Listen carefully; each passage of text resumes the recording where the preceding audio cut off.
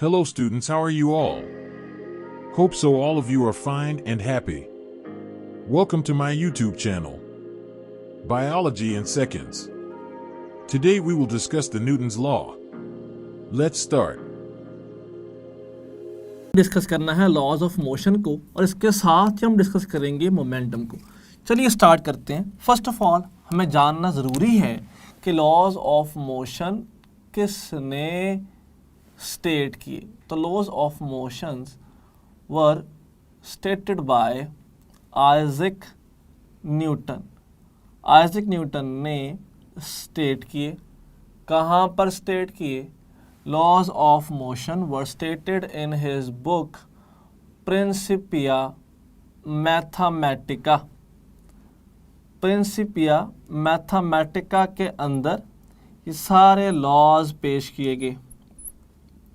अब अगर in laws के बारे में देखें तो नोट कीजिएगा कि these laws are valid for inertial frame of reference, मतलब non accelerated frame of reference, ऐसा फ्रेम ऑफ रेफरेंस जहाँ पे एक्सेलरेशन मौजूद नहीं होता। This is primarily true for first law of motion. तो चलिए अब डील करते हैं फर्स्ट लॉ ऑफ मोशन के साथ कि हमारा फर्स्ट लॉ है क्या। तो लेट्स स्टार्ट। फर्स्ट लॉ ये कहता है अगर की बॉडी रेस्ट में है तो रेस्ट में रहेगी, and if a body is moving with uniform motion then it will move in uniform motion जब तक उस पर कोई फोर्स एक्ट नहीं कर जाती। इट मीन्स कि when a body is at rest the body will be at rest, and the body when the body is in uniform motion then it will be in uniform motion। वो uniform motion में ही रहेगी। अच्छा, कब तक यूँ रहेगी भला? जब तक कि फोर्स अमल नहीं कर जाती। If net force on it is zero. साथ कंडीशन भी है कि अगर तो उस पे नेट फोर्स क्या हो जाती है? ज़ीरो हो जाती है। इसका भला क्या मतलब है कि बॉडी अपनी स्टेट जोन सी भी है उसको रिटेन करेगी। बॉडी का इनर्शिया हैवी होगा, अपनी स्टेट को काबू में रखेगी जब तक फोर्स अमल नहीं करती। तो इसने हमें दो बातें सिखा दी। इसने हमें सिखाया कि इनर्शिया होता है बॉडी का अपनी स्टेट को रिटेन करना। यही वजह है कि first law is also called, हम इसको लॉ ऑफ इनर्शिया भी कहते हैं क्योंकि इनर्शिया रिटेन करती है। अच्छा, दूसरी बात, आपकी बुक में प्रॉपर लाइन लिखी गई है कि अगर मुझे किसी बॉडी का इनर्शिया देखना हो ना तो उसका मैस देख लें, क्योंकि mass is quantitative measure of inertia. अगर तो आपने किसी बॉडी का इनर्शिया जज करना है कि कितना होना चाहिए तो उसका मैस प्रॉपर देख लीजिए, क्योंकि mass is quantitative measure of inertia. अब उसके बाद फर्दर यहाँ से एक बड़ी इम्पॉर्टेंट बात समझ आई कि बॉडी अपनी स्टेट चेंज नहीं करती जब तक उस पर फोर्स अमल नहीं करती। इसका मतलब ये हुआ कि फोर्स एक ऐसा फैक्टर है जिसके पास एबिलिटी है to change state of body. Force की डेफिनेशन में तो ये नहीं होती कि force is a factor which moves और टेंड्स टू मूव और विच स्टॉप्स और tends to stop a body is called force. तो जो बेसिक मकसद है ना फर्स्ट लॉ का, जिसका मेन पर्पज़ है, तो जो मेन पर्पज़ फर्स्ट लॉ का है वो ये है कि first law of motion actually provides definition of force. हमें असल में फर्स्ट लॉ ये बताता है कि स्टूडेंट्स फोर्स क्या होती है। चलिए अब ज़रा इसी के बाद हम फौरी मूव करते हैं towards over second law of motion की तरफ और देखें कि सेकेंड लॉ क्या डिस्क्राइब करता है। तो ज़रा नोट कीजिएगा कि सेकेंड लॉ हमें सिंपली ये कहता है कि जब तक फोर्स अमल नहीं ना कर रही, बॉडी अपनी स्टेट रिटेन रख रही है। लेकिन अगर फोर्स एक्ट करना शुरू कर दे, अगर फोर्स अमल करना शुरू कर दे, तो फिर एक्सेलरेशन पैदा होता है। सिंपल वर्ड्स में, जब भी फोर्स एक्ट करती है, जब भी फोर्स एक्ट करेगी, when ever force act velocity changes. जब भी फोर्स एक्ट करती है तो वेलोसिटी चेंज हो जाती है। मैं इन सारी कड़ियों को आपस में मिलाऊंगा, ज़रा नोट कीजिएगा। When ever force acts velocity changes, and when velocity changes acceleration is produced. तो जब भी फोर्स एक्ट करती है तो अल्टीमेटली क्या होता है, एक्सेलरेशन पैदा हो जाता है। अच्छा, जो एक्सेलरेशन पैदा हो रहा है उसकी डिपेंडेंस किन किन चीज़ों पर है? That produced acceleration is directly proportional to force, क्योंकि जितनी ज़्यादा फोर्स उतनी ज़्यादा चेंज इन वेलोसिटी, उतना ज़्यादा एक्सेलरेशन, और जितना ज़्यादा मैस उतना उसकी स्टेट में चेंज कम आता है, तो एक्सेलरेशन भी कम होता है। अगर मैं इसी को ज्वाइन कर दूं तो टोटल फार्मूला जो नेट हमारे पास इक्वेशन आएगी, that becomes F is equal to ma। अच्छा, ज़रा नोट कीजिएगा, अगर मैं इस रिलेशन को A डायरेक्ट ऑफ F को बताना चाहूँ तो क्या कुछ ऐसे नहीं बता सकता कि अगर तो हमारे पास फोर्स एक्ट कर रही है और एक्सेलरेशन पैदा हो रहा है, so the graph is something like this, क्योंकि A और F तो आपस में डायरेक्ट हैं। और अगर मैस और A के रिलेशन को मैं ऐसे बताना चाहूँ तो क्या कुछ यूँ पॉसिबल नहीं कि जहाँ पे एक्सेलरेशन ज़्यादा वहाँ पे मैस कम, और जहाँ पे मैस ज़्यादा वहाँ एक्सेलरेशन कम, क्योंकि इनका तो आपस में इनवर्स रिलेशन है। So this is the graph in case of acceleration and mass. अब ज़रा नोट कीजिएगा, मैं इसी फार्मूला को F is equal to ma को किसी 3 कैटेगराइजेशन में चेंज करूँगा। जैसे फ़र्ज़ कर लीजिए कि इफ़ फोर्स इज़ कांस्टेंट, अगर तो फोर्स कांस्टेंट होती तो फिर कैसा बिहेवियर होता है इसका? Second case is if mass is constant. अगर मैस कांस्टेंट होता तो फिर बिहेवियर कैसा होता? And third case of this equation is if acceleration is constant. अगर एक्सेलरेशन कांस्टेंट होता तो फिर बिहेवियर कैसा होता? हम तीनों पहलू स्टूडेंट्स एक साथ देख लेंगे, तो नोट कीजिएगा। अगर फोर्स होती कांस्टेंट तो फिर आता constant is equal to ma, तो A इनवर्स ऑफ m आता, जो हमने यहाँ पर देखा। अगर मैस होता कांस्टेंट तो F आता is equal to constant times A, जहाँ से मैं कह सकता था कि A डायरेक्ट ऑफ फोर्स आ जाता। और अगर A कांस्टेंट होता, अगर तो टू बॉडीज डिफरेंट बॉडीज में सेम एक्सेलरेशन पैदा करना है तो dependence of force is on their masses. हमने सीखना है कि हम प्रोपोर्शन से इक्वेशन कैसे बनाएंगे in terms of ratio. Students note कीजिएगा, अगर मेरे पास 2 क्वांटिटीज़ आपस में इन्वर्सली लिंक्ड हैं और उनको मैं चेंज करना चाह रहा हूँ in terms of equation, in terms of ratio, तो बहुत सिंपल सा केस है कि A1 बाय A2, और क्योंकि मैस इनवर्स है तो सबस्क्रिप्ट उल्टे होंगे। जैसे यहाँ पर M2 बाय M1, देखिएगा सबस्क्रिप्ट अगर तो ऐसे क्रॉस में आए 1 1 2 2, so these two are inversely linked.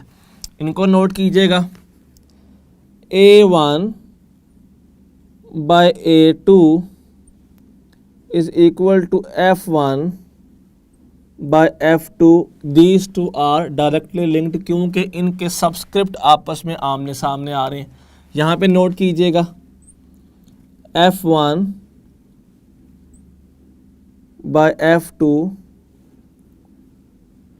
Is equal to M1 by M2, so these two are directly linked too. अब ये तो तब है ना अगर हमारे पास एक चीज़ कांस्टेंट हो जाए। जैसे सिंपल सी बात सुनिएगा, अगर हमें MCQ कुछ इस तरह से आ जाता है कि आकार pulls a mass M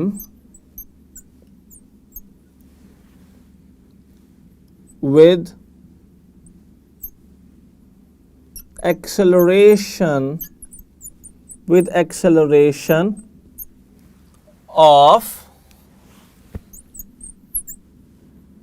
5 meters per second square। एक गाड़ी एक मैस m को खींचती है एक्सेलरेशन ऑफ 5 से।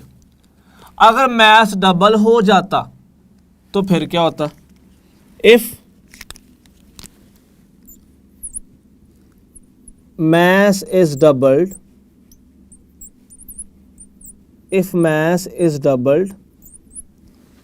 then acceleration becomes, अगर mass डबल हो जाए फिर एक्सेलरेशन कितना हो जाएगा? आपको ऑप्शंस कुछ यूँ गिवन है A, B, C and D। First value of answer is 5 metre per second square. Acceleration क्या सेम रहेगा? क्या एक्सेलरेशन भी डबल हो जाएगा? क्या एक्सेलरेशन हाफ हो जाएगा? या क्या एक्सेलरेशन पहले से 4 टाइम्स हो जाएगा? अब नोट कीजिएगा, खींचने वाली गाड़ी सेम रही है, फोर्स नहीं बदल रही, फोर्स तो कांस्टेंट है। If mass is doubled acceleration will be, मुझे A2 कैलकुलेट करना है। इसी इक्वेशन को ना मैं यूं भी पुट कर सकता हूँ, नोट कीजिएगा A2 by A1 is equal to M1 by M2। अभी भी लिंक तो इन्वर्स ही रहा, क्यों बोला? क्योंकि सबस्क्रिप्ट्स आपस में क्या है? क्रॉस में है।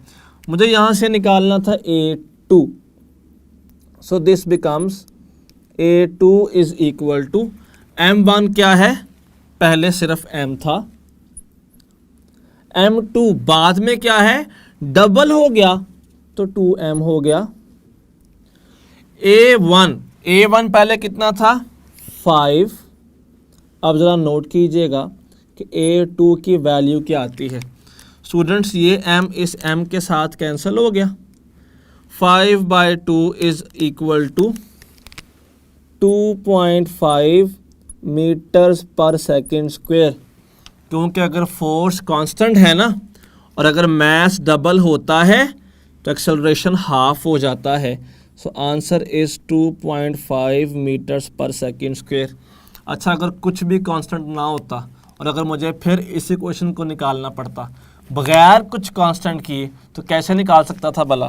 तो नोट कीजिएगा, this can also be written as this, F1 by F2 is equal to M1 by M2 times A1 by A2। Students, ये हमारे पास इसी इक्वेशन का रेशो में एक फॉर्म है जो मैंने यहाँ पे आपको लिख दिया है। तो अगर सेकेंड लॉ को देखा जाए तो आप मेनली क्या कर रहे हैं, तो हम ये बात लिख सकते हैं कि second law is mainly used for measurement of force. यहाँ से तो आप बेसिकली मेजर करना चाह रहे हैं किसको? फोर्स को। फर्स्ट लॉ हमने क्यों इस्तेमाल किया? ताकि हम फोर्स के बारे में जान सकें। सेकंड लॉ क्यों इस्तेमाल किया? ताकि हम फोर्स को मेजर कर सकें। अब चलते हैं अपने थर्ड लॉ की तरफ कि थर्ड लॉ हमने स्टूडेंट्स क्यों इस्तेमाल करना है। अगर तो थर्ड लॉ की बात करते हैं हम, तो ये तो वो लॉ है जो आप में से स्टूडेंट्स को जनरली वैसे ही आता होता है और बड़ा बड़ा मशहूर भी है। जैसे कि हम यूँ पढ़ते हैं कि third law states that every action has equal but opposite reaction. Every action has equal and opposite reaction होगा। इसी के साथ साथ स्टूडेंट्स अब नोट कीजिएगा, एवरी एक्शन के पास क्या क्या है? इक्वल एंड ऑपोजिट रिएक्शन है। अगर हमारे पास फर्ज कीजिए कि ये एक टेबल है, if this is a table, और ये हमारे पास इसकी प्रॉपर लेग्स हैं, और हमने यहाँ पर एक किसी भी वॉस को या किसी भी बुक को हमने बर्तन ड्रॉ किया, हमने वॉस रखा हुआ है। इसका वेट कहाँ एक्ट करता होगा?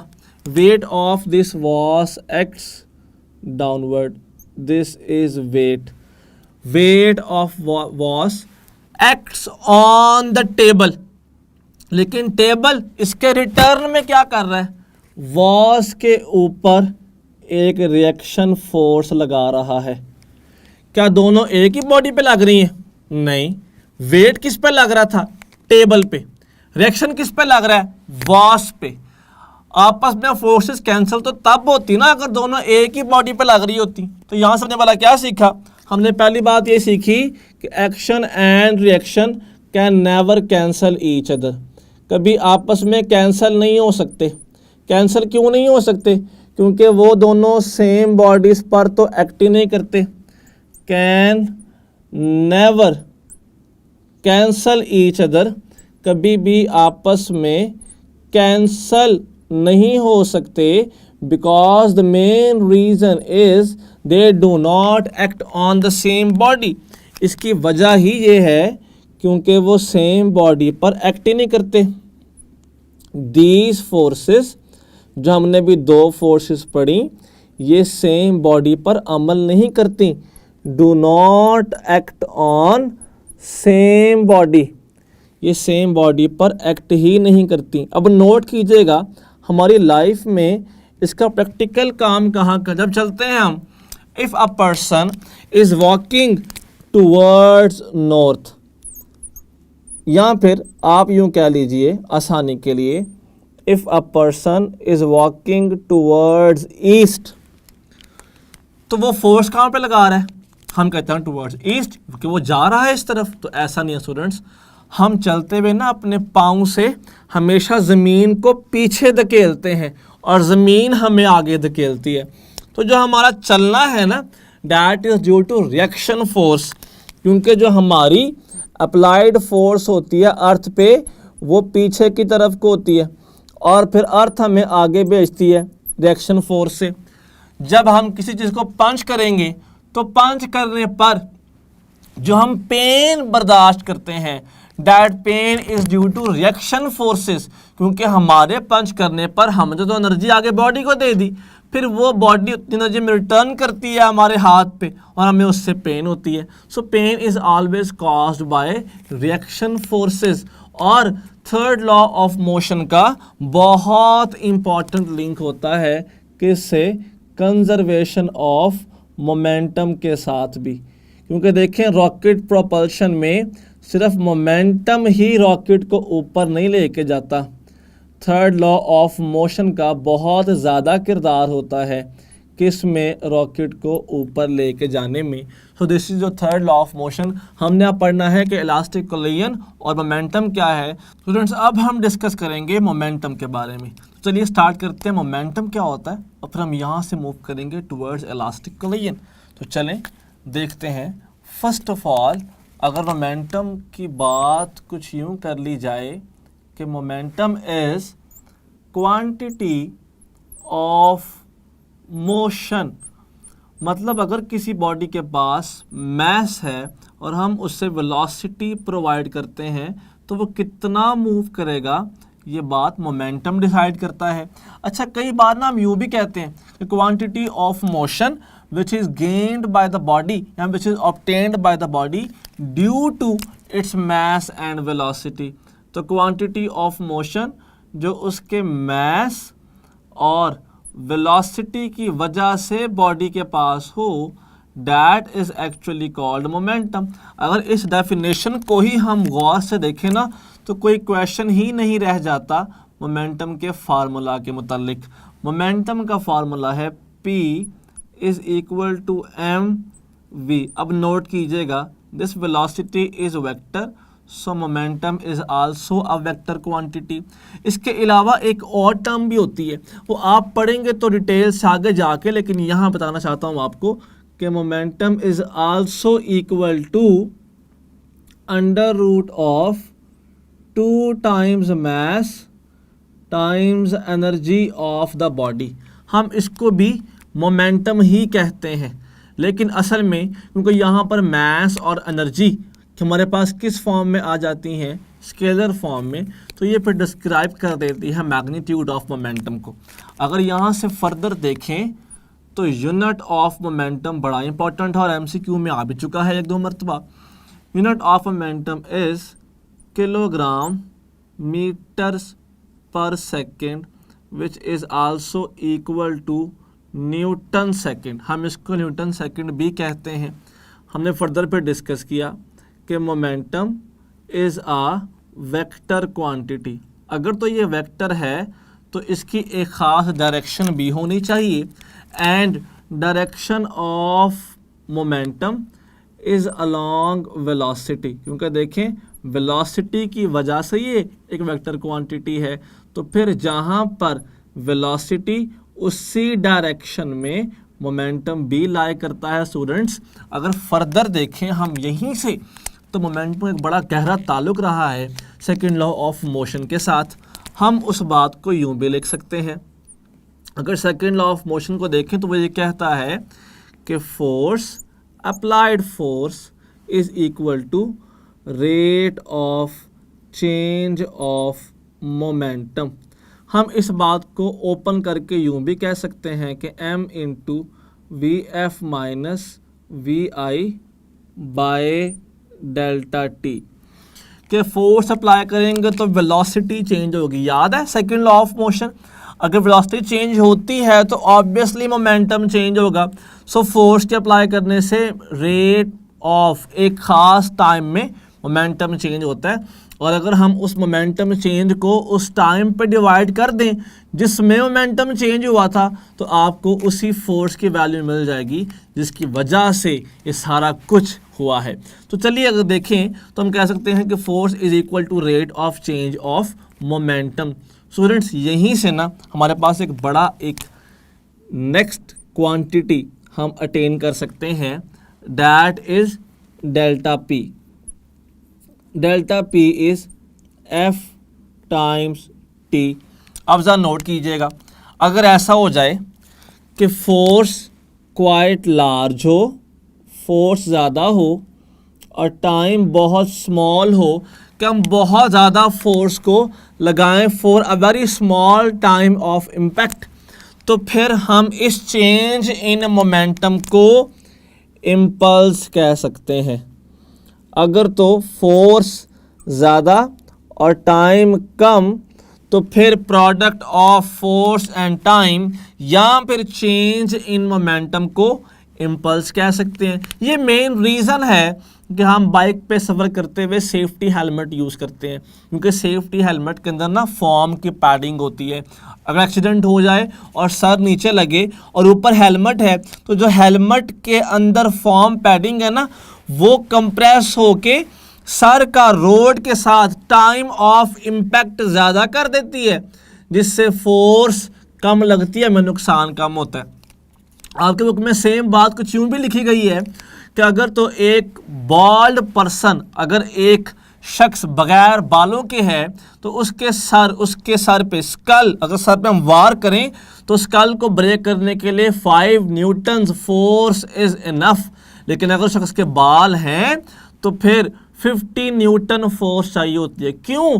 बालों की वजह से ऐसे फोर्स लगाने पर टाइम ऑफ इम्पैक्ट ज़्यादा हो जाता है, जिससे हमें फोर्स कम असर करेगी टू प्रोड्यूस सेम इम्पल्स। अगर आपने जितनी ज़्यादा फोर्स लगानी पड़ेगी सेम इफेक्ट लेने के लिए जो आपने वहाँ पर 5 न्यूटन से इफेक्ट लिया था। आपकी बुक में ही एक साइड बॉक्स पे लिखा हुआ है कि which bullet is better to knock down a bear, rubber bullet और lead bullet. Knock down a bear का तो उसे गिरा देना, उसे काबू करना है, हमने उसको मारना नहीं है।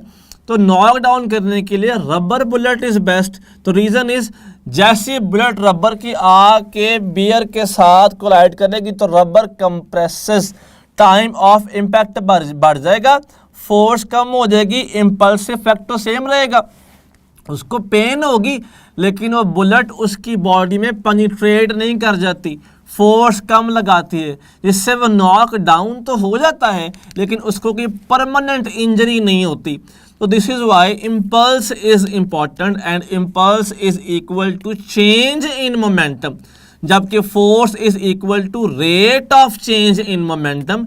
थोड़ा सा फर्क यहाँ हमें देखना है। अगर यहीं से हम आगे चलें तो हमने एक चीज नोट की होगी कि there is a certain law about momentum which is called law of conservation of momentum. Law of conservation, law of conservation of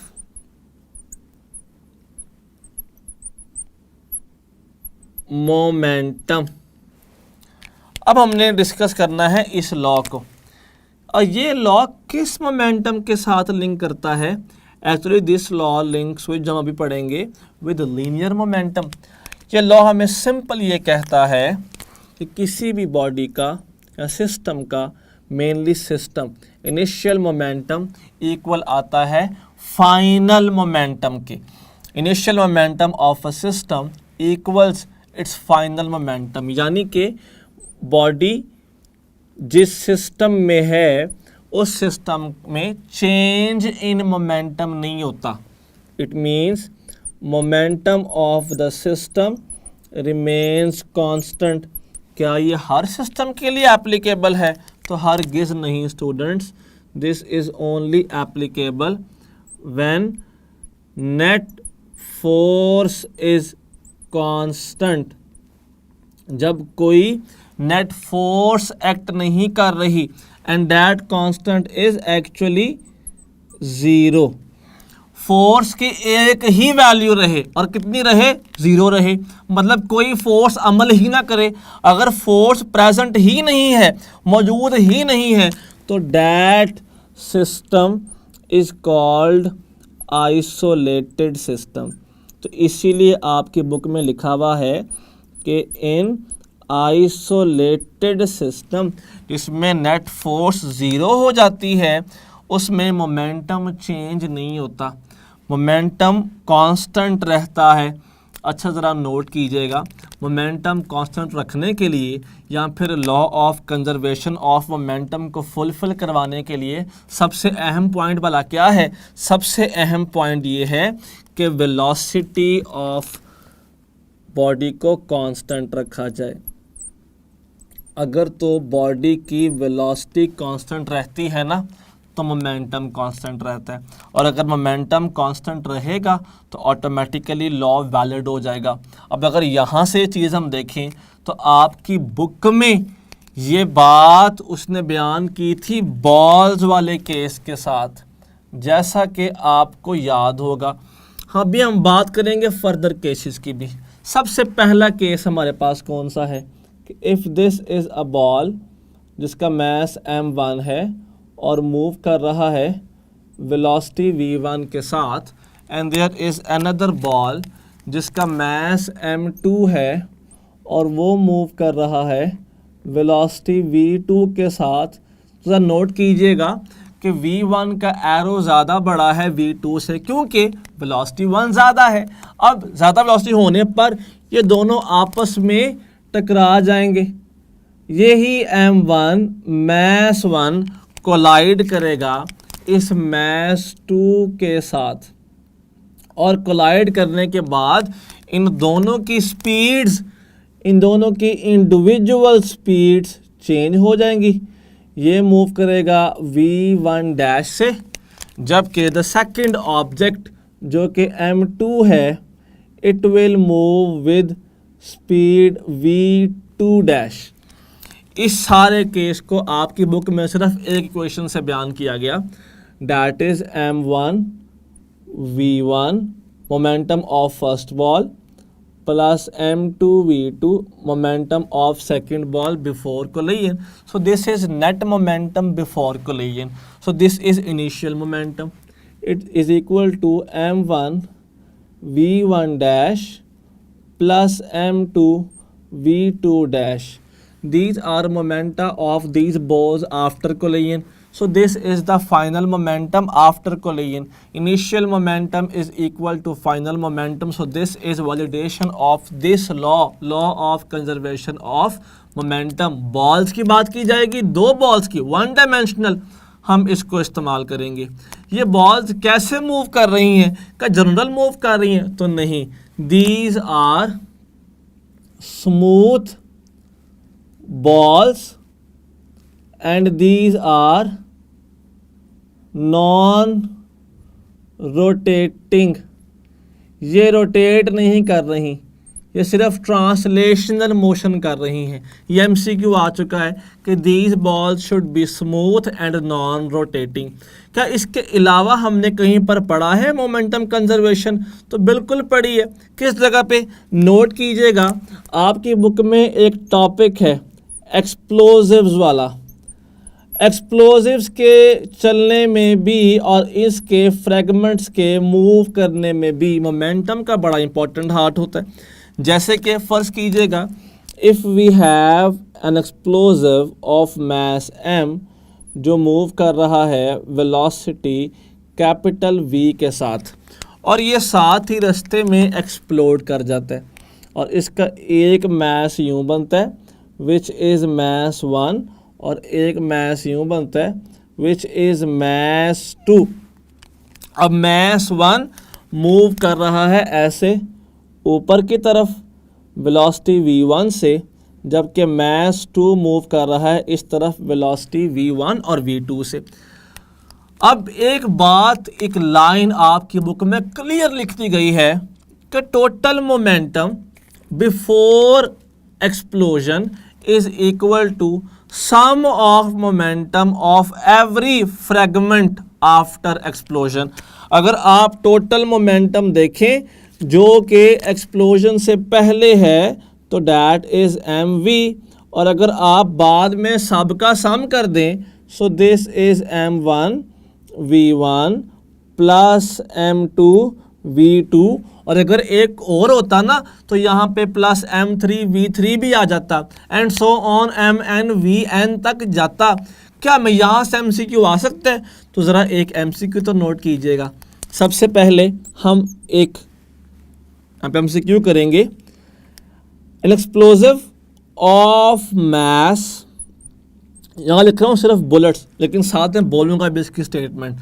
N explosive of mass 16 kg is placed at rest and it explodes. When it explodes, its first fragment of 12 kg moves with speed of 6 meters per second. What will be velocity of second fragment? हमें यहाँ पे options दे दी जाएंगी and options will be like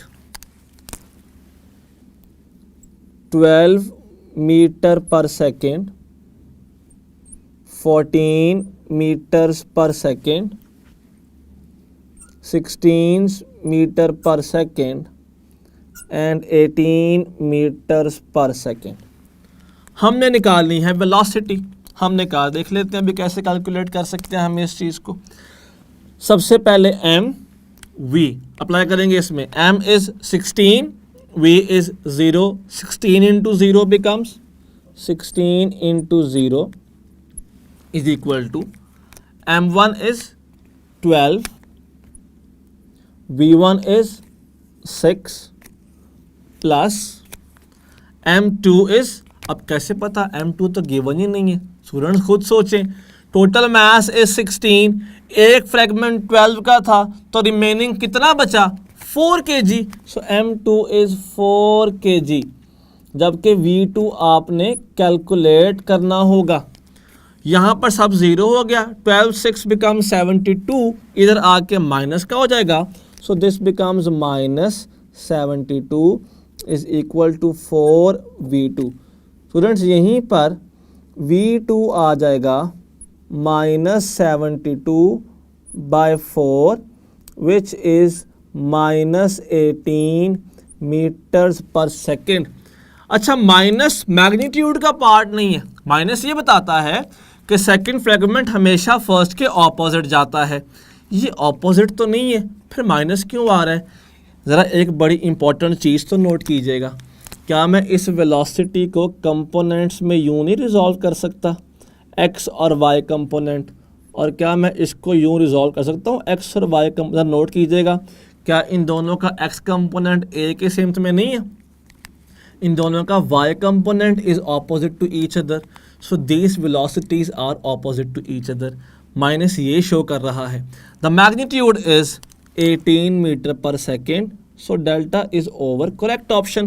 अच्छा, लाजमी नहीं कि वो आपसे वेलोसिटी ही पूछे, वो ये भी तो पूछ सकता है कि बताइए what is momentum of the second part, so alpha, beta, Charlie and delta. Momentum भी तो पूछ सकता था हमसे, ऑप्शन कैसे दे सकता है?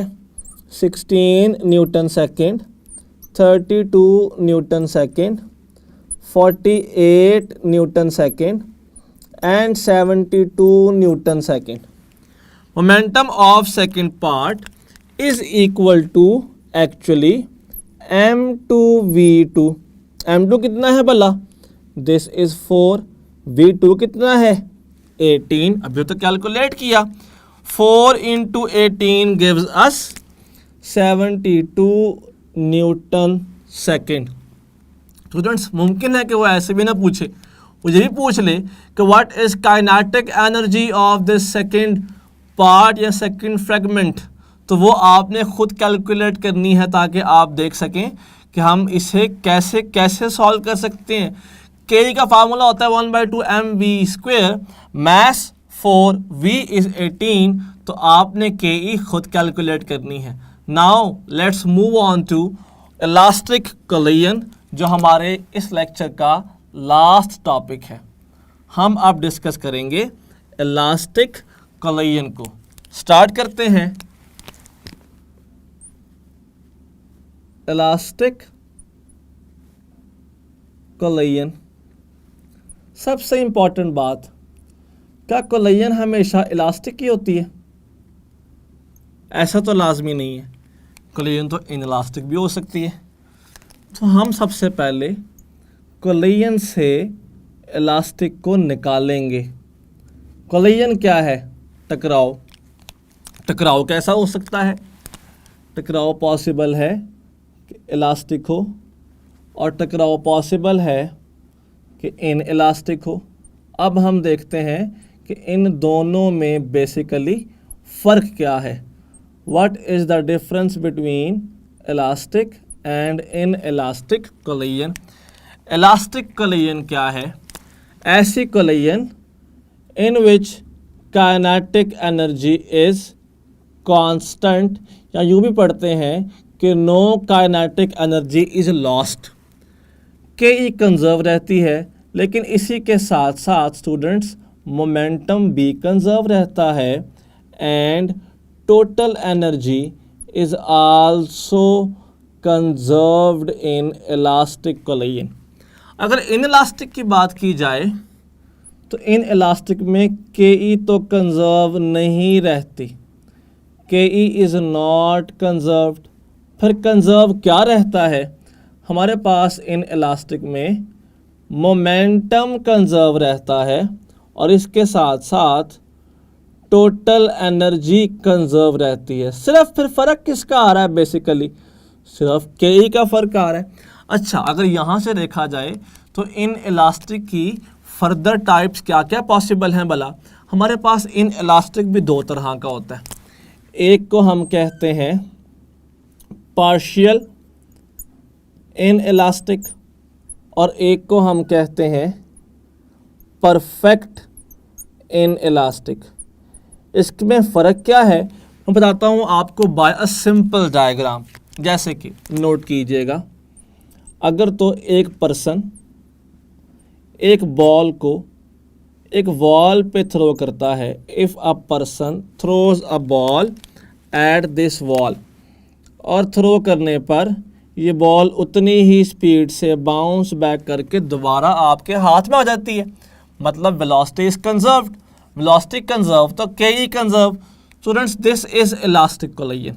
लेकिन अगर यही शख्स इसी बॉल को थ्रो करे एट वॉल, लेकिन कोलाइड करने के बाद बॉल अपनी एनर्जी को रिटेन ना कर सके, जैसे गई थी उससे पहले ही बॉल रुक गई, वापस नहीं आ सकी, यहीं पर ड्रॉप हो गई। इसका मतलब है कुछ एनर्जी ना वॉल से टकराने पर ज़ाया हो गई थी।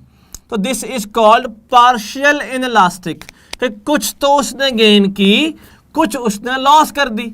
लेकिन अगर यही केस कुछ ऐसे हो जाता कि एक पर्सन बॉल को एक वॉल पे थ्रो करता और वो बॉल जाके कोलाइड करती विद वॉल और वापस ही ना आती, वहीं पे साथ चिपक जाती, स्टिक कर जाती। अब हमने तो केई दी, लेकिन कोलाइड के बाद केई वापस नहीं आई। तो students, this is in elastic collision और ये परफेक्ट इन इलास्टिक होता है। आपने अपनी बुक के अंदर पढ़ा कि अगर हम यहाँ से देखें तो इलास्टिक कोलिजन वो है, यहाँ पे अगर हम कोलिजन करें तो इलास्टिक कोलिजन वो है जहाँ पे इनिशियल रिलेटिव वेलोसिटी इक्वल आती है फाइनल रिलेटिव वेलोसिटी के। ये कैसे पढ़ा? आपकी बुक में लेंथी क्वेश्चन था एफएससी में, जो कुछ यूँ था कि v1 minus v2 is equal to minus v1 dash minus v2 dash. अब जरा नोट कीजिएगा v1 माइनस v2, क्योंकि वहाँ पर तो हमारे पास एक स्पेसिफिक केस था ना कि दो बॉल्स यूँ जा रही हैं, जैसा हम लोगों ने यहाँ पर पढ़ा। तो v1 minus v2 is equal to v1 dash minus v2 dash, क्योंकि पहले v1 ज़्यादा थी, बाद में v2 डैश ज़्यादा है, तो यहाँ पर माइनस भी आ गया। स्टूडेंट्स, एक बड़ी इंपॉर्टेंट बात, जो इनकी आपस में रेशो होती है ना, E is equal to final relative speed by initial relative speed, हम उसे कहते हैं coefficient of restitution. Coefficient of restitution. Students, इसमें से ना पास्ट में एमसीक्यूज आ चुके हैं। अगर तो इलास्टिक कोलिजन होता तो इलास्टिक कोलिजन के अंदर, क्योंकि जितनी स्पीड देते हैं उतनी टर्न भी होती है, तो E की वैल्यू 1 होती है in elastic collision. Partial in elastic में क्योंकि हम देते ज़्यादा है इनिशियली, लेकिन वापस कम आती है, फाइनल कम हो जाती है, लेकिन ज़ीरो तो नहीं होती। तो यहाँ पे जो E है वो मोर देन 0 होती है पर लेस देन 1 होती है। और अगर मैं दूं, फेंकूं और स्टिक कर जाए, फाइनल की स्पीड रहे ही नहीं, फाइनल 0 हो जाए, तो फिर वो होता है परफेक्ट इन इलास्टिक और इसकी E 0 होती है। हमें ये फार्मूलाज और हमें ये वैल्यूज़ पास्ट में पूछी जा चुकी हैं 2021 के अंदर। अब इससे आगे काम बहुत ही आसान है।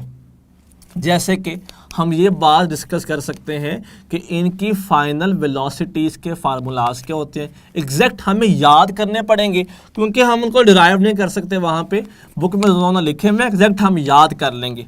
फार्मूलाज कैसे हैं बुक में, ज़रा नोट कीजिएगा। v1 डैश और v2 डैश, ये दोनों आ गई फ्रैक्शंस, इसकी भी और इसकी भी। इन सब के नीचे हम एक ही चीज़ ऐड करते हैं, m1 plus m2, m1 plus m2, m1 plus m2 और m1 प्लस m2। देखिए दोनों तक बिल्कुल सेम फॉर्म में जा रहे हैं। इसके बाद ऊपर यहाँ पर आ जाएगा v1 मल्टीपल, यहाँ पे v2, v1 और v2। अब फर्स्ट वेलोसिटी के लिए मैं फर्स्ट फ्रैक्शन में फर्स्ट मास से सेकंड को डिवाइड कर देता हूँ। सेकंड वेलोसिटी के लिए सेकंड फ्रैक्शन में सेकंड मास से फर्स्ट को माइनस कर देते हैं। माइनस करना है हमने, डिवाइड नहीं, माइनस। सेकंड में सेकंड मास, फर्स्ट में फर्स्ट मास और साथ 2 आ जाएगा। स्टूडेंट्स ऐसे भी आप इनको याद कर सकते हैं ताकि आपको आसानी हो जाए। उसके बाद बुक में बड़े सिंपल से हमारे पास कुछ केसेस बयान किए गए हैं। जैसा कि बुक में लिखा हुआ है प्रॉपर कि अगर तो टकराने वाले दोनों मैसेज सेम होते, अगर दोनों मैसेज क्या होते, सेम, तो फिर उनकी वेलोसिटीज़ आपस में इंटरचेंज हो जाती।